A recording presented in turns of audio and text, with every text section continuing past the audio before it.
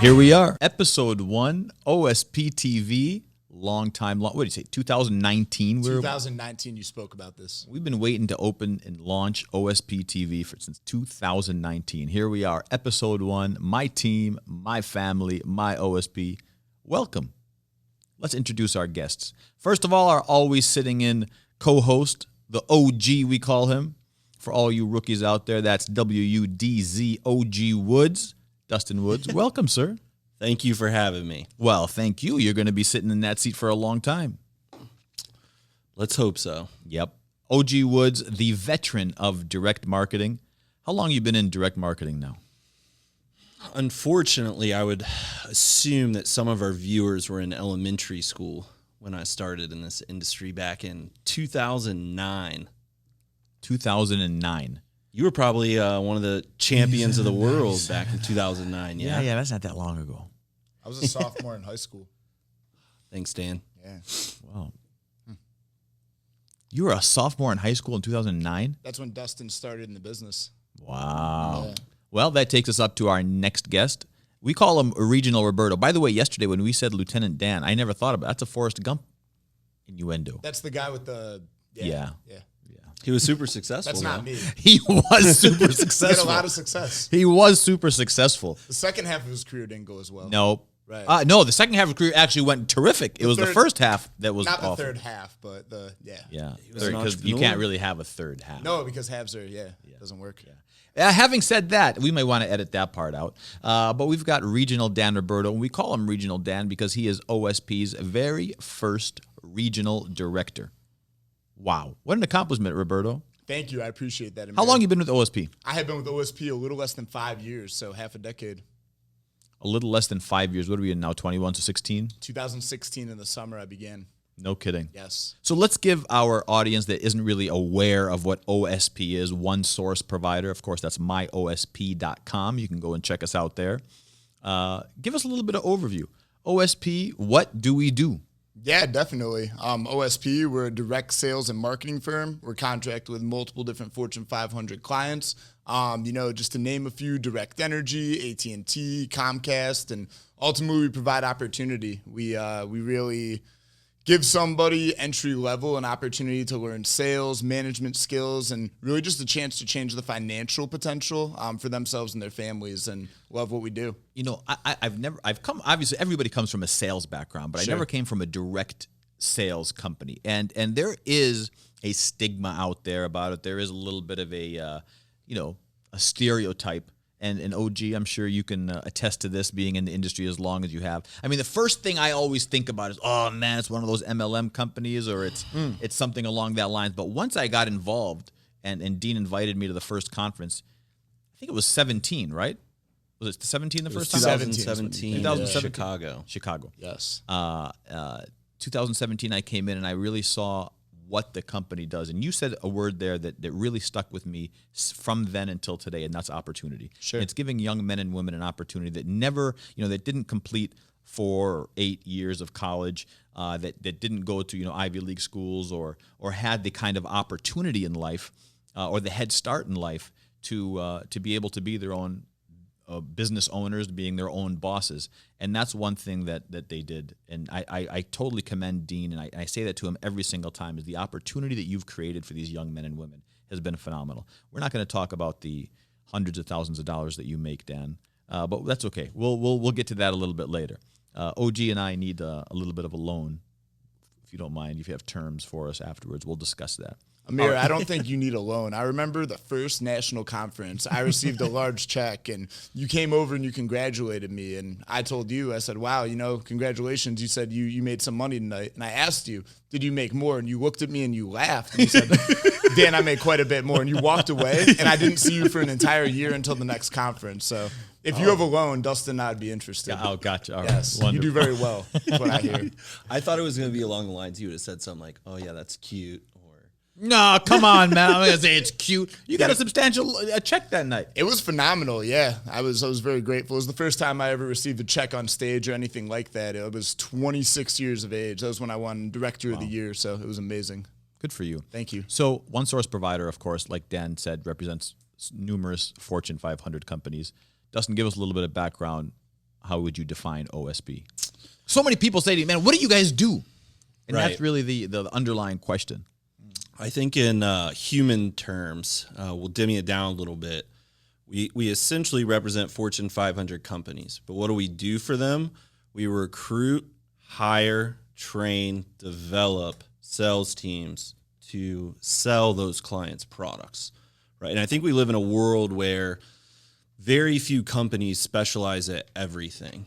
You know, everything's so competitive these days. You almost have to outsource to get that particular aspect of your business maximizing at full potential. You know, so we cater to the sales side. They hire us, we go sell stuff. Right. And the campaigns that we have, the different platforms are, you know, residential, business to business, retail, and hopefully getting into e-commerce soon. So there's a lot there. But more so, and we don't want to make this all about OSP because we got a lot of thunder to talk about here, is OSP has subsidiaries. And we have multiple companies, OSP Health, which is Vibra Labs, on the forefront, a fully accredited, COLA certified lab. We're currently doing, how many COVID tests are we doing? A couple thousand a day. Yeah, I think we're up to like 60,000 COVID tests a month. One of the first in the region to be able to do that. Very proud of that accomplishment, and one of the leading laboratories in the region, and you know, going domestically across the country as well. So OSP Health, and then of course we started OSP Sports and Entertainment. Represent several high caliber athletes, likes of Roy Jones Jr., Badu Jack, Vidal Riley. Work with Caleb Plant. We were a part of some of the biggest events, the KSI versus Logan Paul fight. You went to the KSI Logan fight. I was there, absolutely. That's right. Yes. The KSI Logan fight. You didn't go. I think I'm the only person in OSP that's yet to go to a fight. I'm not sure why. I'm one of the biggest fight fans. Well, I'm going to tell you a story of why he doesn't, because he misses the boat every single time. Makes sense. By the way, we're also a part of the Mike Tyson Roy Jones Jr. Fight. But for that fight, so we're hanging out at the Tyson Ranch, right? The Mike Tyson's place out in California. And we're sitting there, and Mike Tyson was sitting there on the ring, and then Jim Gray walked in from Showtime, CBS, and Jim says, "Hey, Mike, I got somebody I want you to talk to." So he pulls up his phone and he FaceTimes Tom Brady. So Tom Brady and Mike Tyson are sitting there talking. I'm sitting right next to them, just in awe, like, "Oh my God, this is awesome." You know, the first person I thought of was this guy. Yeah, of course. So I called him. Didn't answer. He was with the dog. He was taking the dog for a walk. How'd I get that right? That's false. I don't know. I just kind of went with it. Listen, I just got done with a really tough, grueling, intense round of golf. Yeah. Oh my God. Yeah. Dan, can you use intense and golf in the same sentence? No, I don't think golf's intense, but the way Dustin plays it must be. That's like being like a smart idiot. Yeah. Yeah. Can't use I like it too. that. Yeah. Smart idiot. Yep.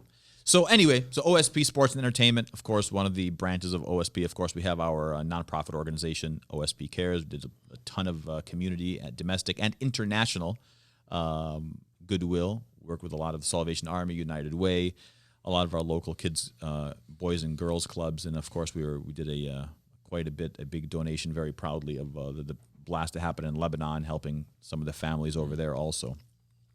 So OSP is the new it. Absolutely. MyOSP.com. Be sure to check us out. All right, Dan, let's talk about you now. Definitely. You're our first special guest. I'm honored to be the first guest. There can on only OSP be TV. one number one. Yeah, there's only one I'm number grateful. one. 1-to-1. Dustin's line. That is correct. Wait a second. What did you just say? 1-to-1. You what know do you what? say, Dustin? No, What's your line? from one to number one. From 1 to number 1. Yeah. I thought that was so original. But you know what I'm starting to get now? Yeah. He's like a broken record. Right. Yeah. So if you're with Dustin for 3.5 months, you will hear the same jokes, the same lines, the same topics, the same insults, the same jokes, everything. All you have to do is be around him for 93 days, and it's a wrap. It's 93. That's the number. Yeah, 100%. Hold, please. Yeah, what you got? I don't think we've been to a city yet where I haven't heard a Chihuahua story. The Chihuahua story is famous. Maybe Chihuahua's great. Maybe the I'm just pit bull, taking the after Chihuahua. him. Yeah. It's great. The Chihuahua story is great. Yeah. It's not great. I could keep going. Maybe I'm just. You don't use it maybe as much just as wears you used off to. on me. You used to always have the pit bull Chihuahua story. The Pitbull Chihuahua is phenomenal. It is good.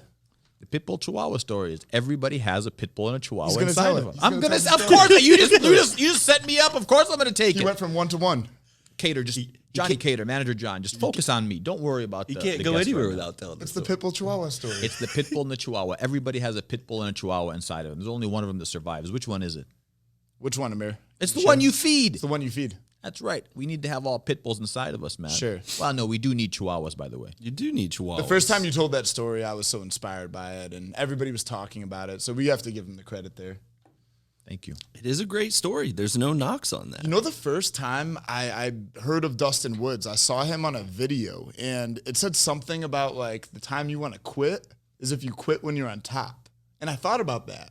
Why? First off, why would you quit? Secondly, why would you quit if you're on top? And I just never understood it. That was Dustin's line. Maybe it means like if you're on top of somebody in a street fight, you just want to quit. Quit. Because you're the one walking away. You're the bigger man. Could You know, in our business, people tend to quit when they're, struggling. They roll a donut or they don't have standards or they're not growing. So what happens? They get emotional. Yeah, that makes sense. OG, what's decisions. a donut? A donut in our industry is where someone goes out to the field and they throw up a zero. So it's a little more positive to say donut. Because a donut zero. is shaped like a zero. I think. This is why he's a regional director. He just dummies everything down. Or if you don't understand Keeps it very short and simple. All right. Dan. Yes. You have produced more leaders, more business owners, independent business owners, young, 20, 22, 24, 25-year-old young men and women than anybody else that I've ever come across. Thank you. How did you do that? Yeah, really, I think it comes down to just my appreciation for the opportunity and for what OSP has done in my life. So when I came into this, I was just at a point where I wasn't sure what direction I wanted to go. I wasn't very confident in Amer, and I really didn't know what my next step would be. And I came into this, and I was able to meet people who really just helped me learn to think bigger and change my habits and take responsibility for my life. I learned how to believe in myself. So what this opportunity did for me is it helped me go from completely where I was to where I wanted to be, and really just changed my whole trajectory of where I was going. So I just have so much passion and appreciation for what I do. However, I know that nothing is promised forever. So, I definitely would like to think that obviously next week, next month, next year are going to come, but you never know when something could be taken away from you. So I just live every single day, and I believe that my mission, I don't know why this opportunity specifically came into my life. I don't know what I did to deserve it, but I think that in order to keep this opportunity, it's my responsibility to offer this back to as many people as I can. So I'm just really appreciative, and I just want to share and just help people reach their potential. One of the things, Dustin, and I want to touch on this is, in the fight game, I was a professional fighter. I was a gym owner. I was a trainer. I was a promoter, a manager, advisor. I've touched every part of the game, and I believe, and I don't want to use the word success, but it's where I am today is because I'm very versed in the fight game, in the fight world. And Dustin, you come from that same exact position in this industry, and that's why we call you the OG. You started as a rep, commission-only rep, door-to-door, selling in the field. The field is, outside on the streets. In the neighborhoods, selling door to door, worked your way up to a management position, then actually ran an office. From running an office, very successful office, you had other offices that opened up underneath you, and then now you're in a corporate position, coaching offices. So having touched every part of the business, what do you think is really the underlying key to success in business, in this business? In this business, I think it's simple, right? So it's two things. What is someone's end goal? What do they want to achieve? And as long as they're willing to do the right things and do right by their people, do right by the client, do right by themselves, they're going to be fine. We're in a people helping people business. Most sales businesses is how much can I go sell, right? Am I the best car salesman? Am I the best, banker? Am I the best, whatever it might be? Our business is different. The better I can make my people at getting to their goals, the faster I get to mine. So what I tend to see is good people like Dan just explode because he's so good at getting not himself to his goals, but getting his people to their goals. Sure. That's a great point. And to Dan's credit, and really to everybody that you overlook and you manage, helping other people reach their goals. That, to me, again, I came from a very business-oriented structure where it was, kill or be killed, where this was more like help the team grow and you grow, and that's a tremendously different kind of an outlook, especially for business. So in that sense, I and that's what I love about this industry is it's helping other people gain, grow, and eventually just promote out. All right, so 2020 wasn't the best year. Started off, well, it didn't start off with the Australian fires. What started the year off? There was something before the killer hornets. Was that the thing that you found? That it came even later. The aliens. Yeah, that was later. You sent me text messages. Yeah, I was scaring a lot of people. Yeah. Man, it was freaking Joe Rogan. Yeah. He scared a lot of people. No, in the beginning, something happened. And then Kobe. Kobe. Right. Kobe's was, man. That was late January. That's crazy, yeah. Late January, early February. Yeah, around that. Something happened before Kobe. And then the Australian fires were like February, and then Kobe happened. So the year started off so we had the difficult. kickoff conference. Right. We had the That went kickoff. well. And I remember I was joking around about COVID. I was like, man, whoever came up with this COVID thing is a genius. They're going to come up with a vaccine and they're going to bank. I didn't think it was as serious as it was. And I think a lot of people at that point, I think that was in January, February. Yeah, definitely. Didn't really have a full understanding of I remember I started following it in like December, January. Sure.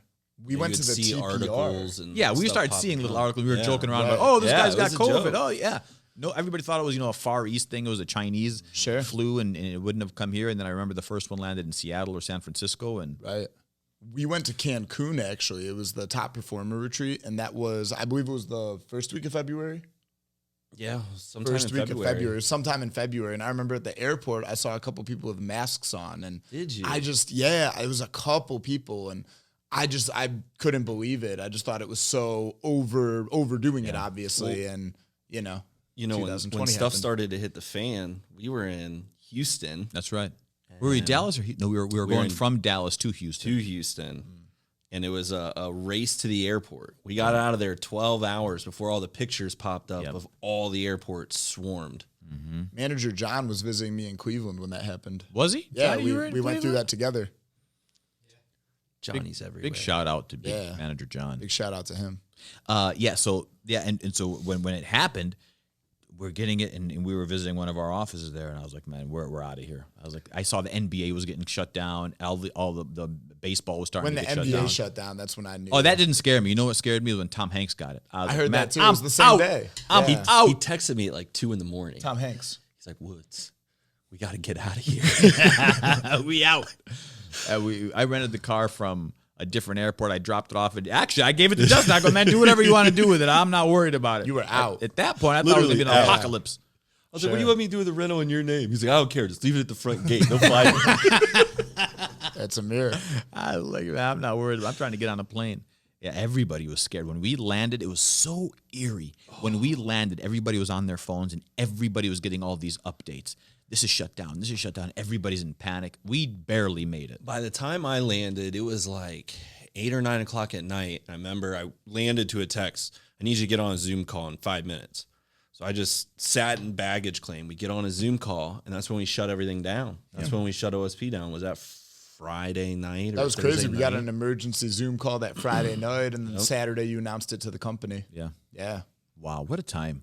Yeah, Always definitely. remember that time, 2020. Really, when I think of things, I think of before COVID in the year, and then when I think of our business, obviously, I think of this was the team before COVID. This is the team once we came back from quarantine. Yeah. Dan, we're in a business that I would say was heavily impacted by COVID, along with thousands of other businesses. I would agree.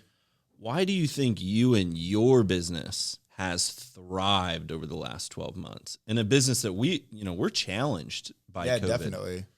Man, I haven't really thought about that, but we have tripled the size of the organization in the last 12 months. I can say that very confidently. It's accurate. I think number one, I have to go back to the OSP University, the calls that we ran. So Amer, if you even just want to speak on that, you were the one that ran that OSP University every single day during quarantine. How did you even come up with that idea? No, believe me, there was no planning to that. Okay. That was kind of... You just hopped on a call and sent an email. And then we were like, we got to do this every single day. Yeah. And then from there, we were like, let's do it for 2 or 3 hours. No, let's do 1 hour that we'll do together and then one office with the office. You really What's the best part about waiting to the last minute? That's right. It only takes a minute. You really hopped on. By the way, that's my line. That is my line. That's my line. It's your line. But yeah, OSP University, I think 16, 17 weeks. Every single day we had development, coaching, training, and then every Friday we had a winner's mindset. Man, we had some guests on, huh? Who was your Definitely, favorite? we had great guests. My favorite, I thought KSI was kind of cool because I went to the fight. Roy Jones was exciting. That was amazing. We just had so many. I know who it was just amazing. Fernando Vargas. Everything with it. He was hilarious, man. He went, he had a good time. Yeah, Fernando really didn't care who he was talking to. No. But that's Fernando. He kind of did. Yeah, believe me. He's much more raw than I guess he did tone it down a little bit, but that's what you got to love about him. Youngest 154-pound world champion in history. Mr. Ellerby didn't even want to get off the call. Great. I know. Longest Q&A in OSP University history. Correct. Leonard loved it. Tyron Woodley. He was good. He was good. He went on a rant. Yeah, he did. I'm trying to think of the name. Oh my God. Cormier. Your friend. Badu? Yeah, no, the gentleman who was nominated for the CEO Yahoo. Oh, Jeff Falcomer. Jeff Falcomer. His information was phenomenal. Yeah, Jeff's a business guy. Yes. Jeff's a business guy. So he, that really, I didn't know who he would relate to. Right. But everybody asked him to come back. He was the only one that came back twice. Correct. Yeah. Yeah, so, he was great. I think to answer your question, Dustin, number one, the OSP University, I policed it pretty intensely. So I made sure that everybody in my whole office and our organization, we were on the call, camera center, proper etiquette. And you sure were. Yeah. I was really passionate about. He texted me one day. Was like, Dustin, I just want you to know I had to get rid of like 5 people. I didn't. We didn't get rid of 5 people from not having their cameras centered. I remember you kicked the kid off the call because the camera was like this and he was like this.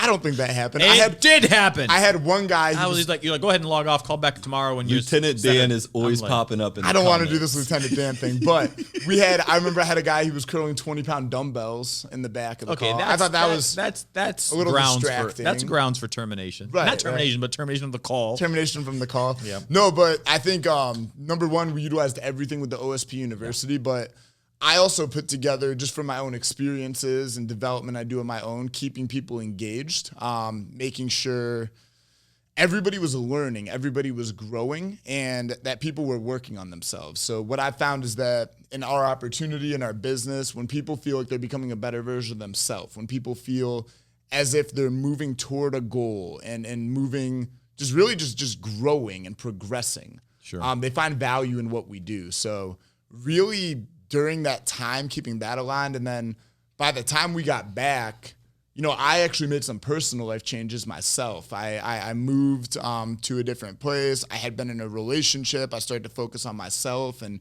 really, I just set a very, very intense goal that I wanted to have 7 offices and be a national director by the national conference this year. So set up a process and outcome, performance goals, measured it, and found out what work needed to go in. And then I've always heard the quote, develop the best and they'll develop the rest. So really picked who the core individuals that I was going to pour my time into. And then from there, held them accountable and taught them to do with other people what I've done with them and finding out how an organization can scale. So I think the OSP University, developing myself, and then encouraging the individuals who I personally saw a lot of potential in to do the same thing that I was doing. You brought up a great point. Sure. Developing myself. So there were 16 weeks, 3 to 4 months where everything was shut down. And that was an opportunity for people to either catch up on Netflix. What was the show? It was going to go one or two Money ways. Heist. Money Heist was great. That was our show. Tiger. Yes, that one. Joe, what is his name? Joe Exotic. Joe Exotic. Tiger King. Joe right? Exotic. Tiger King. Yeah. Your show. So some people. He got divorced, by the way. Oh, no. Hope he's doing okay. His boo thing left him. How'd you find out? OG is a gossip queen. He knows everything. No, he keeps me up to date on all current events when it comes to that kind of stuff. Makes sense. Yeah. Unfortunately, Uncle Donald didn't pardon him. I thought for sure he would have pardoned him. As a parting gift? Yeah. But anyway, so during that time, some people, wasted it, and some people really invested into themselves, and it was a game changer when you hit the ground. I believe that our teams, we kept nearly 95, 96% of all of our agents. The retention was unbelievable. It was unbelievable. I don't think anybody else in the industry could have done what we did. Yeah, and again, it's not that it's better or worse. It's just different. We just invested that time into our teams, and spent actual time and effort into developing them. And when we hit the ground, we hit it flying. I mean, we came out the gates. What did we promote? Crazy. 5 offices in, what was it, the first months. 60 days? Yeah, it was nuts. Yeah. We doubled in size. OG, what'd you do during the pandemic aside from the OSP University? Well, golf courses were open, so really? yeah, worked on the handicap. That's because there's 3 people golfing. That's it. You had a lot of different cabins, I noticed. Yeah, we did a lot of cabins. We refinished Cabining. the man cave, so we got a man cave now. So Nice. we were productive. A lot of development, though, huh, Dan? Yeah, that's what I did during my time. That's not surprising. No, I appreciate it. Yeah, really. Didn't you win the Exorcist Award? You awarded me the Exorcist Award. That's what it was called. I wasn't on the call, actually. That's right, because you were launching your own campaign. Yeah, I was setting that up, but Possessed by the opportunity. possessed by the opportunity, yeah. What was Matt's Award? award? He for showing the guns, the gun show award, because The he came gun on show. every call with the tank top. After he worked out, and he was flexing. Yeah, he did the backyard workouts. He liked those. Yeah, that's our boy out in Dallas. Good guy. His was funny. Triple H. Jared's was funny too. What was Jared's? I don't know what Jared's was. We have to think about that one. Go back in the email. Yeah, we have to go back and check. We'll Very introduce creative him how by you that. did that. I appreciate that. Yeah, Thank you. yeah. So here we are now, hopefully, towards the tail end of the pandemic. To vaccine or not, Roberto? For myself, I'm going to wait just a little bit of time. I took a blood test, actually. It was through the OSP, the Vibra Health Lab, and I had never contracted COVID throughout this whole entire process. I've been pretty careful, been responsible, but I'm just going to wait a little bit and just see if it makes sense. Yeah, that's just my personal preference. OG? Yeah, I think it was interesting when we went and took those antibody tests back in the fall, and I remember you had a rough battle with COVID, and it came back, and I was loaded with antibodies.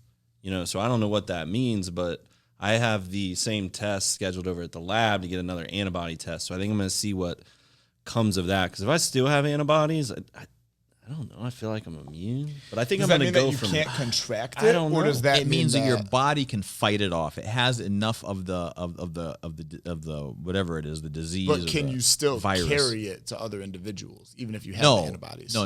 Okay. Well, no. So Antibodies mean you're immune at that point in time, but you can lose the antibodies with this. Okay. So I think I'm going to go take that test, and then we'll go from there. Let's hope you have the antibodies. That's right. how did you get the antibodies if you never had it? You had to have had COVID. I'm just an example of perfect health and fitness. Is that what it is? Genetics. How long has it been since you hit the gym? Well, OG was a former college football player. You had a shot at the NFL. I bought a band set over COVID, That's so cute. I was getting it Really? in. I lost like 20 pounds over COVID. for You you. know what you did. Yeah. You did a good job. You did. 10 of it came back when we started traveling again, thanks to someone who has to eat every 2 hours. We eat healthy, though. We eat healthy. Brazilian steakhouses. You really like chocolate chip cookies, don't you? Deep fried I remember you always sushi. pointed those out, correct? If I'm going to splurge, I'm going to splurge. I'm not going to have one cookie. I'm going to have 10. Couple. Yeah. Couple 10. Okay. So, Dan, you're going to wait on the vaccine. Yes, I am going to wait. You never caught COVID, I never have caught it, no. and you don't have antibodies either. I could, but Did you get your blood tested? I wasn't told that antibodies, so it's probably the same test Dustin had, yeah. Yeah. So I caught it. Actually, I caught it during the OSP University calls, and man, it was rough. I didn't tell anybody. I just went through. You ran it. the calls, correct? I ran the calls, and I was getting my teeth kicked in. Man, it was a rough patch for me. Thank God, no respiratory issues, nothing, no breathing problems. Loss of taste, loss of smell. I had like a real bad sinus burn. Man. And just I couldn't even carry my 2-year-old daughter. I was just tired. And I remember Dustin and another one of our co-workers was talking to me, and I couldn't comprehend what they were saying. And it was just, they weren't talking so sophisticated where it was above my head, but I'm like, I can't make out, like Jackie Chan and Chris Rock. I can't understand the words that are coming out of your mouth. Man. I don't know, and I'm just looking at him, and that's when I knew, man, I had to just rest a little bit. Didn't your wife go grab you an onion when you thought you had it and made you bite into an onion? I ate half an onion, didn't know what it was. Really? Couldn't taste a thing. Huh. Worst. I think that's the worst part. Do you usually eat onions? No, I don't. Okay. I don't. So yeah, it makes sense. Yeah. And mind you, I don't talk down COVID because, I lost my father of COVID God bless. Last week. Thank you. And he had no underlying condition. So I know how scary it is. And mind you, I was on the fence with you until my father passed. And that's when I said, I'm going to get vaccinated. Makes sense. Especially they have all these new strands and strains and the Brazilian one and the UK variant and this and that. I said, man, I'm not taking any chances with that. So I got my first shot. I respect How'd you feel? Yep. Did you get this? The second day I was a little bit, my wife said, she goes, you're walking like you're heavy. And I felt lethargic, it was just like, but I didn't feel sick. I know some people got sick, like they had the flu. Yeah. Like, my father got sick. Like he's been vaccinated.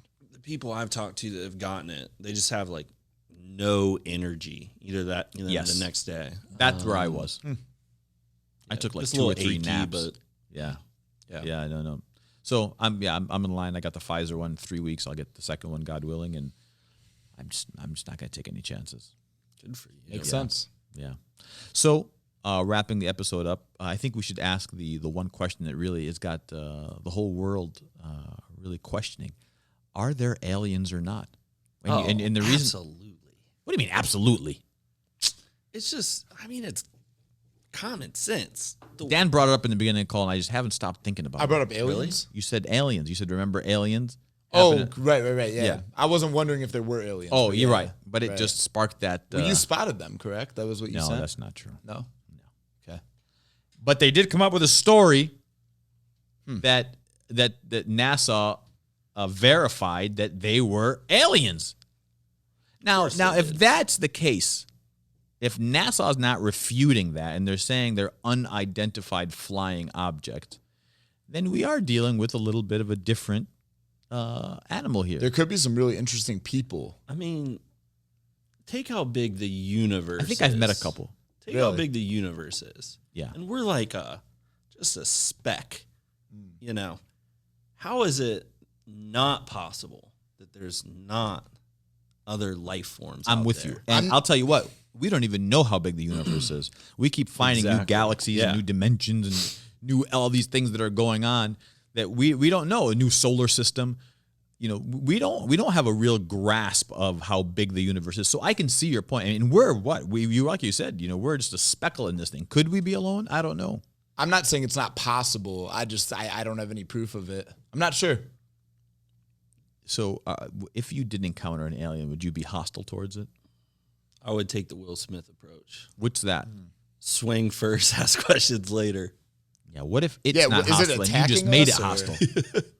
I just kind of look at the alien and I don't know. If it's attacking me, I'm gonna defend myself. And you gotta read, relate, relax. Find out if they're early, aliens. mid, or late adapter, and then act from there.